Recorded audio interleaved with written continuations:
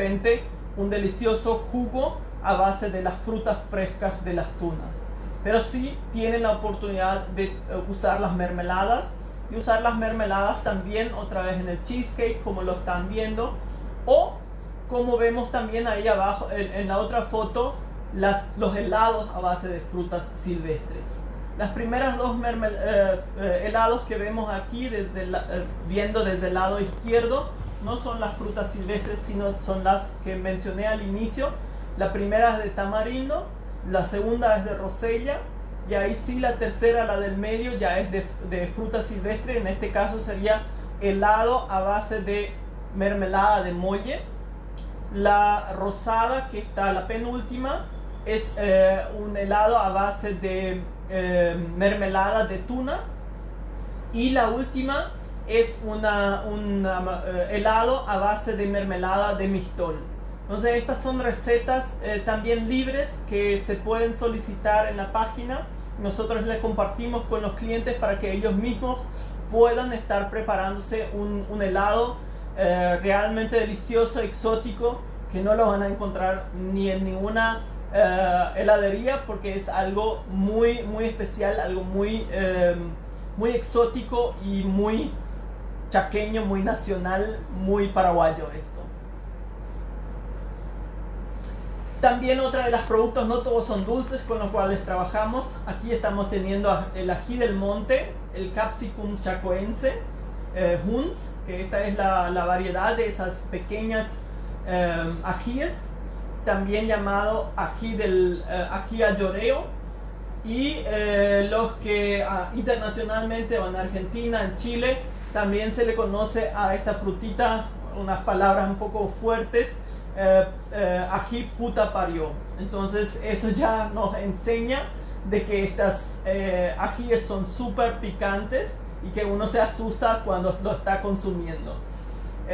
Estas ajíes, lo interesante es que después de la charla que tuvimos la semana pasada en la Facultad de Ciencias Agrarias, nos contactaron de la dirección de investigación de la Facultad de Ciencias Químicas, o sea, de la facultad de ustedes, y para comentarnos que ellos ya han hecho ciertas investigaciones de los valores nutricionales, como también del picor de estas frutas de ají. Estuve en contacto con la doctora Laura Mereles, entonces, y que estuvimos compartiendo entonces un poco más de información, y de repente también posibilidades de trabajar en el futuro en conjunto, en proveerles de repente frutas silvestres que se podrían usar como un tema de tesis para ir investigando sus valores nutricionales y otras propiedades que están teniendo. Lo interesante también de esta fruta es que el picor se suele medir o sea, depende de la cantidad de capsaicina que está dentro de estos ajíes, y se suele medir en unidades de Scoville. Existen diferentes concentraciones. Nosotros siempre habíamos pensado que esta fruta estaría dentro de los 50 a 70 mil Scoville. Si lo comparamos con el ají más picante que está registrado y está en la categoría de Record Guinness, es la Carolina Reaper de Estados Unidos, de la zona de Texas.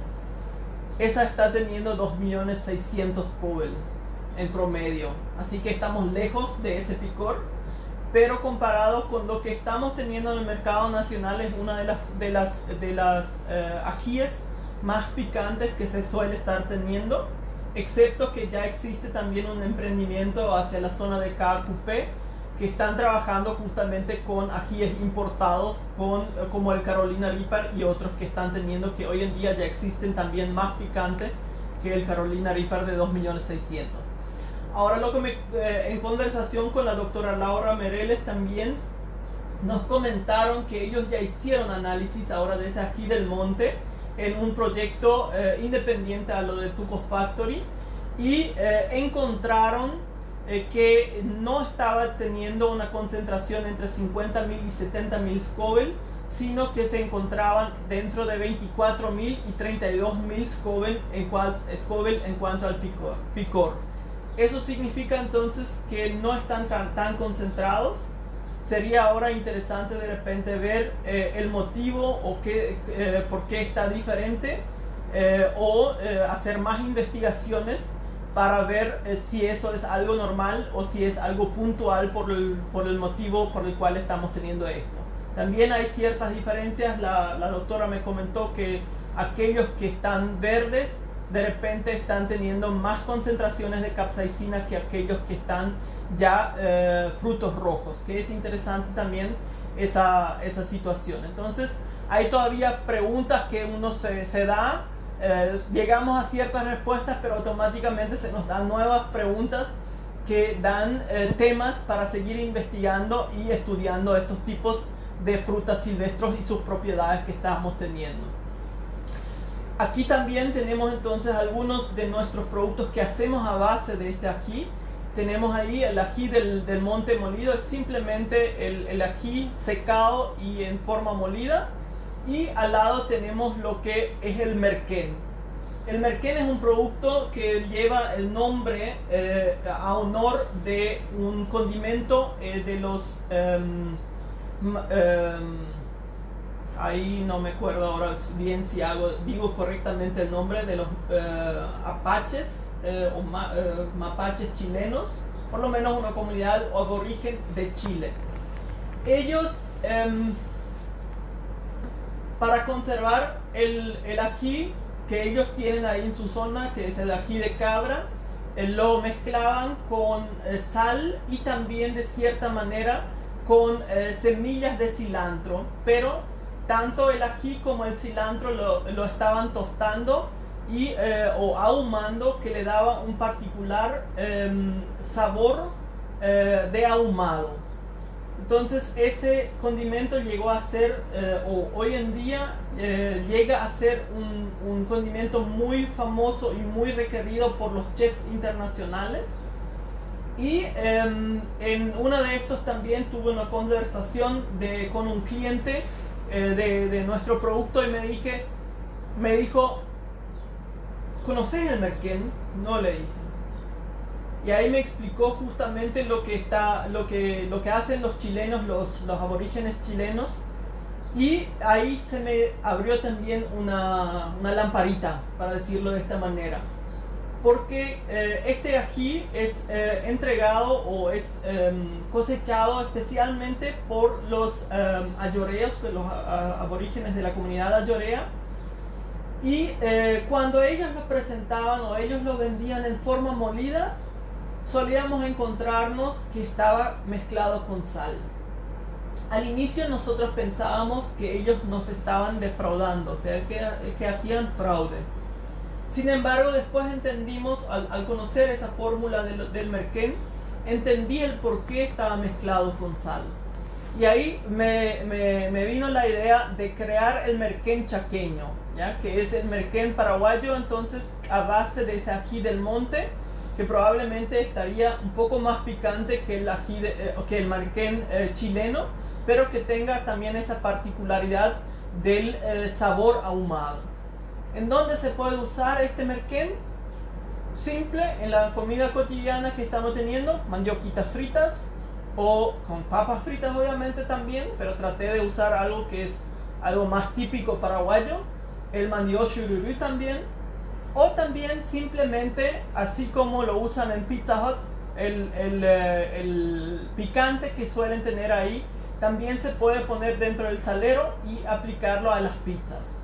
Para las personas que les parece súper picante eso, lo pueden volver a mezclar con albahaca o con orégano para que puedan controlar un poquito mejor la cantidad del merquén que se van aplicando, porque de vez en cuando se te pasa la mano y ahí ya solamente con un cafecito caliente se te pasa el picor de tu boca.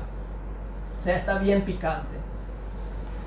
Otra fruta que tenemos dentro de Tuco Factory es el chañar. El chañar en sí no es del centro chaqueño, es más bien de la zona del Pilcomayo. Es una fruta que también lo estamos usando para preparar mermeladas pero es más conocido para el uso de los licores.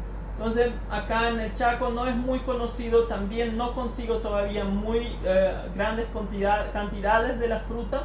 Entonces por el momento está en stand-by también estas mermeladas, y veremos si en el futuro tenemos opciones de adquirir mayores cantidades para poder entrar también un poco más en los mercados para la venta, porque si tenemos pocas cantidades no podemos entrar tampoco en los supermercados a ofrecer estas mermeladas. Con las otras frutas que hemos visto hasta el momento, sí las tenemos también en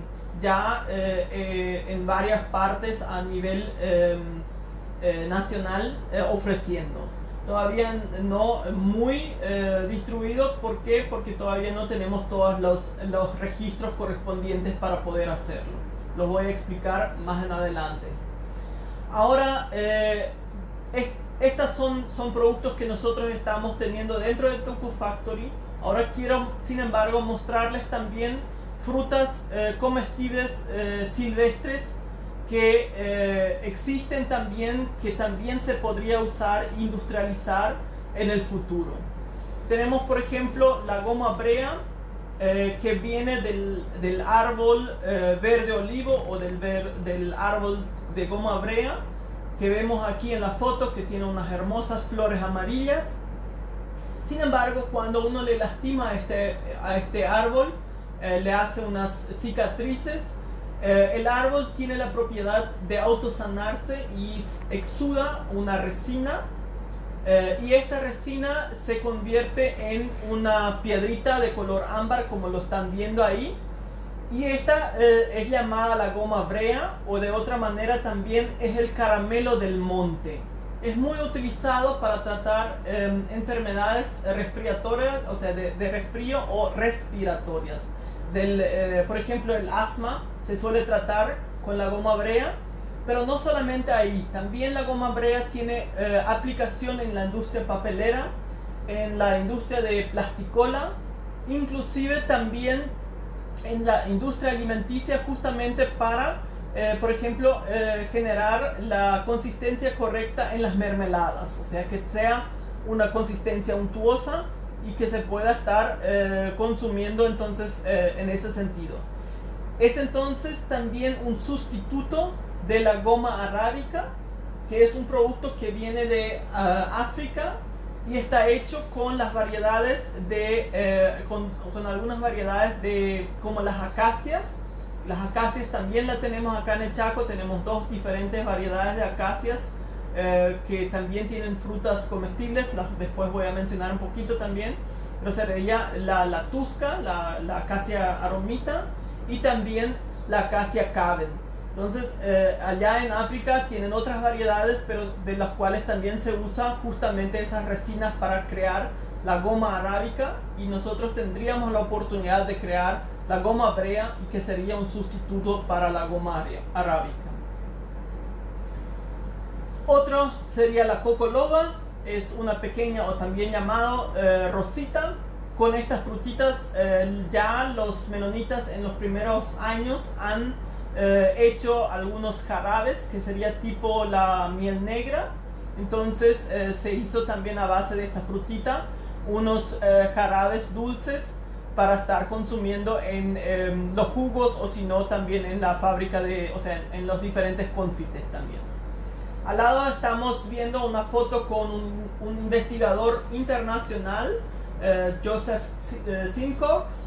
Él es yo diría un loco, que busca a nivel mundial frutas silvestres comestibles o raras que se pueden estar consumiendo. Entonces él a inicios del año, a fines de enero, estuvo por acá en el Chaco, y estuvimos recorriendo con él justamente para conocer algunas, o mostrándole algunas de las frutas silvestres.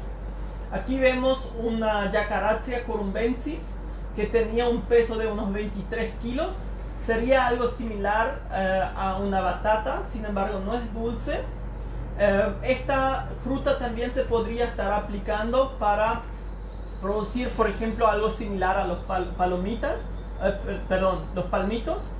Entonces tiene opciones para darle uso también dentro de la industria alimenticia. Los aborígenes lo han usado principalmente o también durante la guerra del Chaco. Este tubérculo fue lo que muchas veces les hizo, o sea, les daba la oportunidad de sobrevivir, ya que contiene alto contenido de humedad, o sea, prácticamente es el tubérculo del agua.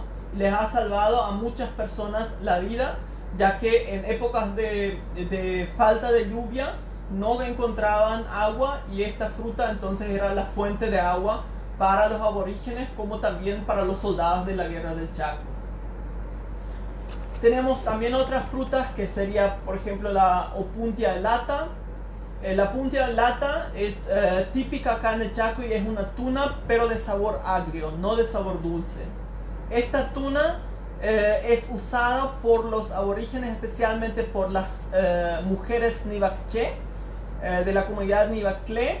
Ellos la están limpiando. Ustedes ven ahí unas pequeñas espinas, la tienen que limpiar, si no todas tus manos, tu vestimenta se llena de estas pequeñas espinas y te van clavando la próxima semana o inclusive 2 semanas si no las limpias con cuidado.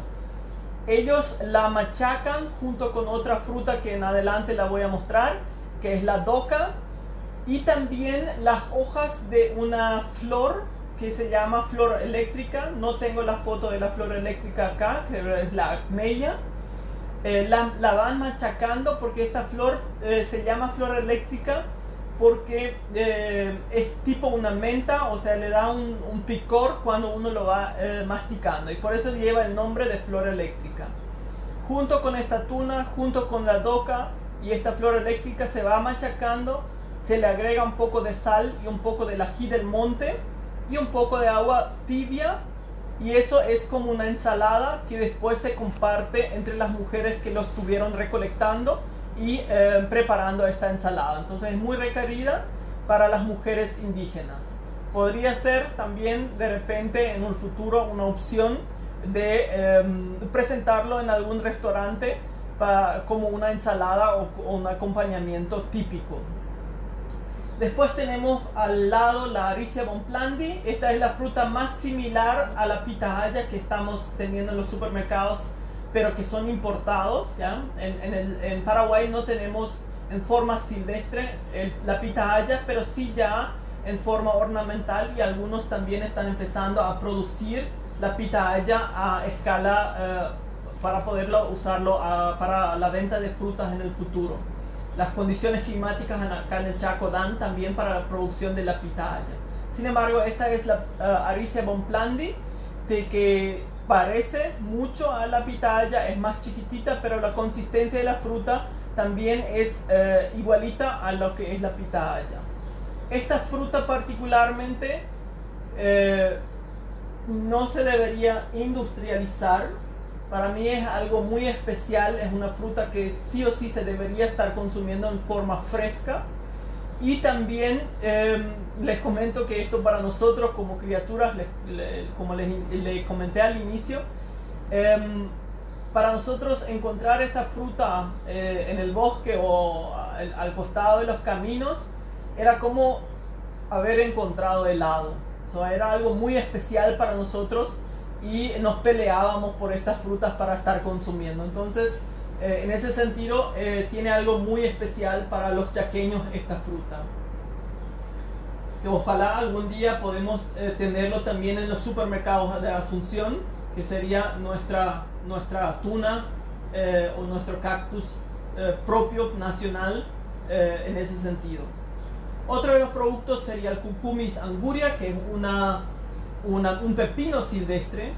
Esta, por ejemplo, fue usada siempre para mi abuela, por mi abuela, preparando conservas. Es algo típico familiar, es algo muy tradicional dentro de nuestra familia, que usaron este pepino de rizo, como se le dice también, para hacer los pepinos silvestres, y estaba formando parte y hasta hoy en día forma parte de nuestros encuentros familiares, recordándonos a nuestra abuela. Entonces es algo muy interesante, se puede consumir en forma fresca como también en forma de conservas, pero deben ser frutas pequeñas, o sea, jóvenes, igual que en el pepino común. Cuando ya es muy grande se vuelve amargo. Entonces esto también está en estos pepinos. En Brasil se usa mucho también como reemplazo del zapallito, o como reemplazo del zapallito especialmente. Entonces ahí también se puede preparar estofados con esto. Otro sería también una fruta silvestre, aunque creo que no es tan chaqueño, o si es chaqueño es más de la zona del Alto Paraguay, o con las fronteras ya, o de las zonas más húmedas. Sin embargo, tenemos también acá en Filadelfia plantaciones o árboles con esta fruta, que es la mora silvestre, ¿ya? El Maclura tinctoria es una mora silvestre, y con esta fruta se puede preparar unas deliciosas mermeladas o algunos deliciosos postres también. Tenemos también otras opciones como la verdolaga, que se pueden estar consumiendo en ensaladas.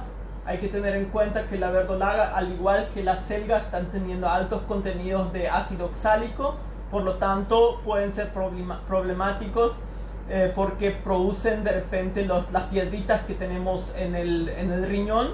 Entonces hay que consumirlo en forma moderada, pero también se pueden estar usando la misma, así como las acelgas también, por ejemplo, mezclado o sea, en el omelette, o con el reviro de los huevos, cosas así. Entonces se le puede estar agregando, porque ya en forma de una vez que está calentado, el ácido oxálico se desactiva y se puede estar consumiendo estas verdolagas también. Otras serían las hojas de samú, que son bien tiernitas también.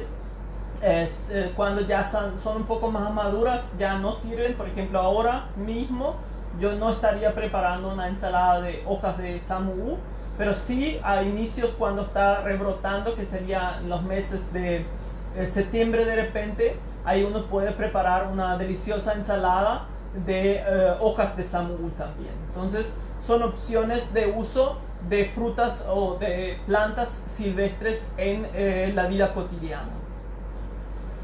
Otras frutas serían de las caparis. Son diferentes caparis que estamos viendo en esta diapositiva. Está la caparis speciosa, la caparis tweediana y la retusa.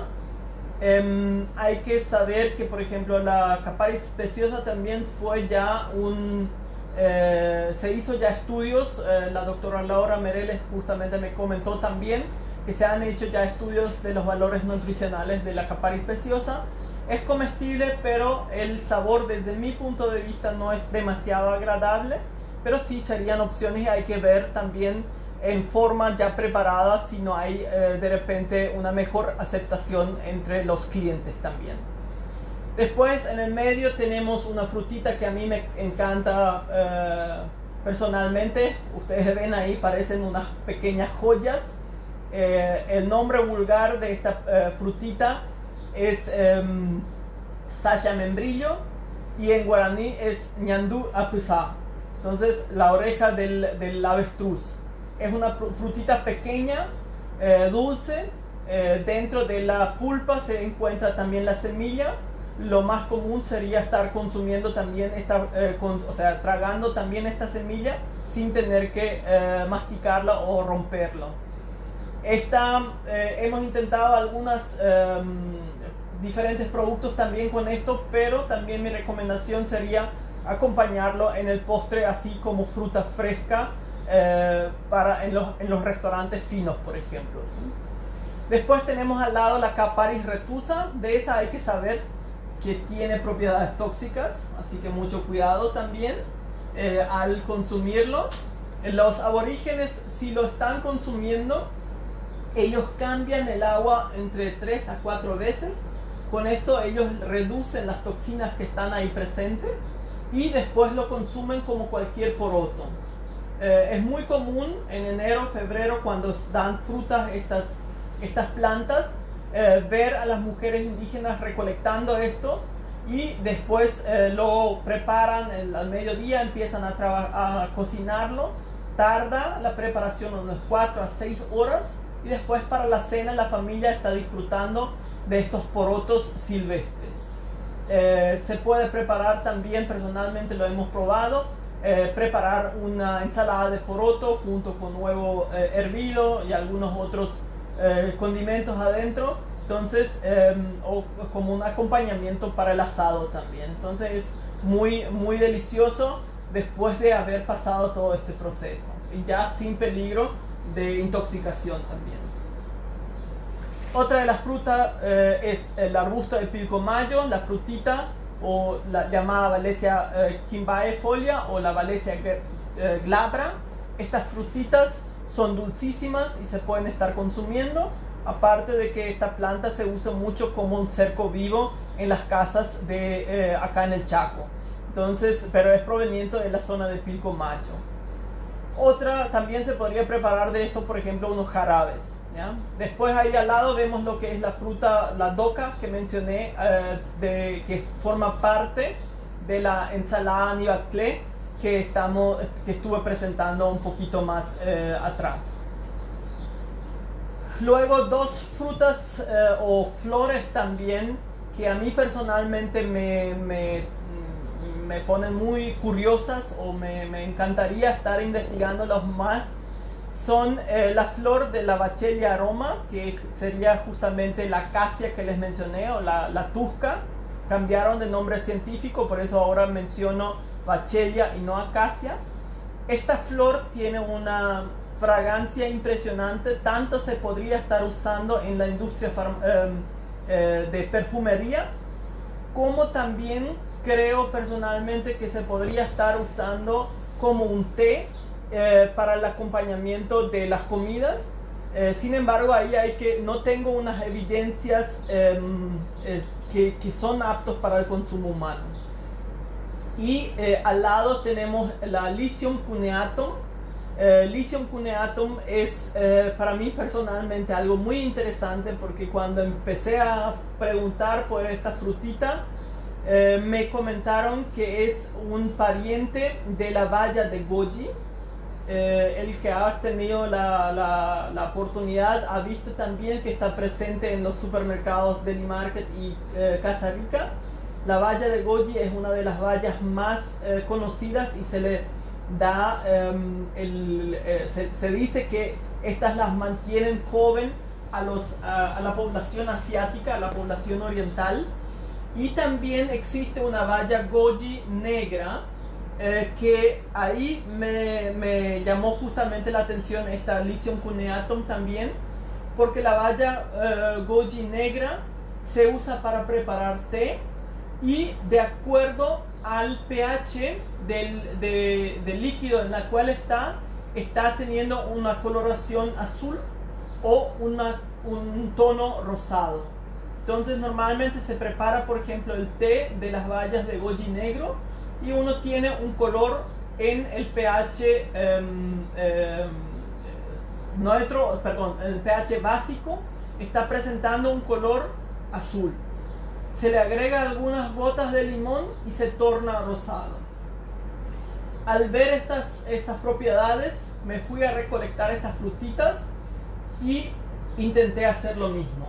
Le hice la extracción y lo interesante fue que obtuve un té de color verde muy intenso. Yo esperaba algo azul, pero bueno, estaba un verde intenso.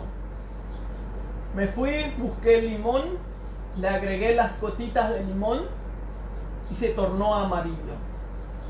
Entonces, para mí lo interesante sería investigar estas frutas si tienen ciertas toxinas, porque es de la familia de las Solanaceae, que pueden ser tóxicas, especialmente en las partes verdes de la planta o en las frutas verdes también. Entonces, pero si en la fruta madura esta no sería tóxica, imagínense ir a un restaurante, comer una deliciosa comida fina y se les sirve un té de Lycium cuneatum. El mozo le está preparando el té ahí enfrente de ustedes, tienen su taza de color verde y le agrega unas gotitas de limón y se convierte en un té amarillo. Entonces es una experiencia culinaria que uno le podría pasar a su cliente, o uno como cliente vive una experiencia culinaria muy particular en ese sentido. Entonces eso lo que me llama la atención y lo que me fascina de esta fruta. Me encantaría estudiarla con más detalle para saber si es apto o no para el consumo humano. Si las frutas de goji, de las otras variedades, lo son, de repente esta también sería una fruta comestible y se podría usar en ese sentido también. Otras opciones son, por ejemplo, no es una fruta, pero sí es un insecto que es una cochinilla que está en la Opuntia elata como hospedadora. De esto se puede producir el colorante rojo carmín, que en el Perú lo usan para colorear las lanas, para todos los productos de lana que ellos hacen, pero también es conocido usarlo en la industria alimenticia como colorante de alimentos. Sin embargo, hay un grupo de personas que están alérgicos también a este colorante, pero sí está la opción de usarlo como colorante alimenticio. Aparte de lo de las frutas silvestres, lo que solemos hacer cuando la gente nos viene a visitar es una degustación de diferentes frutas. Acá en la foto podemos ver algunas docas. Habíamos preparado una ensalada de doca. También vemos el pepino silvestre en uno de los frascos. Vemos una torta hecha con burucuyá, caerulea, también una fruta silvestre que las tengo aquí en mi patio, y unas gelatinas también de burucuyá. Ven la fruta ahí en uno de los platos. También hacemos algunas degustaciones para la gente si así lo desean. Con algunos niños, con visitas también solemos recorrer los bosques los fines de semana especialmente, y mostrar y enseñarle a los niños qué frutas se pueden consumir o qué partes de las plantas se pueden estar consumiendo, y con esta enseñanza dejar un legado también a las futuras generaciones de respetar y conocer también las comidas que nos ofrece el bosque. En sí estos son los locales donde tenemos la venta de estos productos. Estamos en Asunción en el Beef Shop sobre Avenida España 2112. También en el centro hay una pequeña tienda, Samu Tiendita, que ofrece nuestros productos. En Concepción estamos en Villa Fruta. En Loma Plata estamos en El Granjero. En Neuland hay un pequeño local de venta casero que se llama Unser Landgut. Después acá en Filadelfia tenemos nuestros productos en el supermercado Fernheim, también en el Mensajero, y en Apicenter Sisis son locales que tienen nuestros productos. Ven que todavía son pocos los locales, pero el mayor freno que estamos teniendo es que todavía no llegamos a registrar nuestros productos en el INAN, pero estamos en camino a eso, y es uno de los siguientes desafíos que vamos a encarar. En ese sentido también les quiero mostrar lo que estuvimos ya haciendo y lo que hay que hacer para que podamos colocar un alimento en las góndolas de los supermercados. Con ganas me gustaría tener ya nuestros productos en el Casarica, en Deli Market, o en los supermercados de Super 6, en cualquier supermercado en la región oriental, pero hay que saber que para esto hay que pasar los trámites. Hay que sacar el registro de marca y también la razón social de las empresas. Acá vemos ya que contamos actualmente ya con el registro de marca en 2 diferentes clases. Eso es un prerequisito para poder registrar en el INAN los productos alimenticios también, para que estén protegidos la marca y no pueden ser usadas por otras empresas y que lo difamen, o sea, que lo mal usen en ese sentido. Otra de las cosas es la razón social. En eso actualmente estamos. Yo soy la única propietaria, entonces estoy haciendo una EIRL. Es muy importante trabajar con una formalización de la empresa también, porque también te protege jurídicamente. EIRL significa empresa individual con responsabilidad limitada, significa si en algún momento algo sale mal o algo, entonces tendríamos una demanda y la demanda no va a afectar a mi propia persona, sino solamente a los bienes que están declarados dentro de Tuco Factory. Entonces en esa parte estamos ahora. Esperamos dentro de los próximos meses tener ya esa razón social y ahí podemos ir avanzando. Contamos ya actualmente con la licencia ambiental del MADES y contamos ya tuvimos los permisos de la municipalidad para la construcción y en enero queremos habilitar el local formalmente dentro de la municipalidad. Después de todo esto tenemos que empezar con los trámites dentro del INAN, están pendientes todavía. Primero lo que se tiene que hacer es el registro del establecimiento, o sea, el local, la fábrica Tuco Factory se tiene que registrar. Posteriormente, cada uno de los productos que elaboramos dentro de Tuco Factory tiene que llevar su número de RSPA, o sea, el registro sanitario de producto alimenticio. Ahí vamos a tener ciertos desafíos en el futuro. ¿Por qué? Porque muchas de estas frutas, o la mayoría mejor dicho, no están en el Codex Alimentarios. Por lo tanto, la INAN no tiene ningún respaldo que estos productos son aptos para el consumo humano. Y ahí vamos a tener que hacer mucho trabajo todavía previo para poder lograrlo, para poder colocar estos productos y poder registrarlos.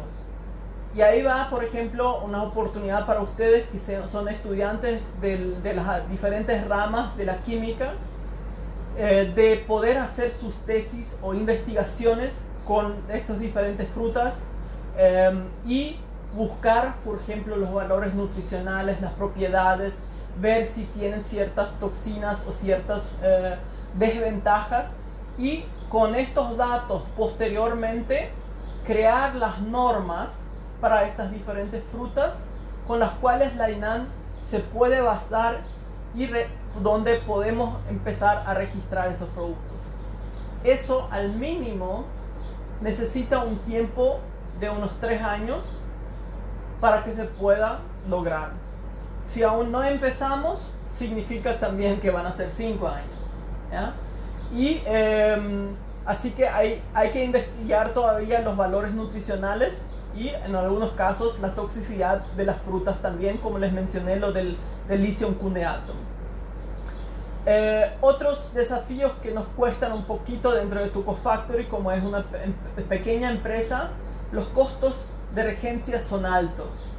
Se entiende actualmente que la mayoría de los regentes cobran o se basan en un precio de medio sueldo mínimo, algunos cobran un poco más caros inclusive, pero eso es aceptable para las empresas grandes. Pero los emprendimientos pequeños como el de Tuco Factory, nosotros no tenemos todavía movimientos grandes y también el crecimiento de este proyecto no es muy rápido. ¿Por qué? Porque hay que enseñarle al cliente qué es la fruta, que se puede estar consumiendo, hay que convencerlo, es un camino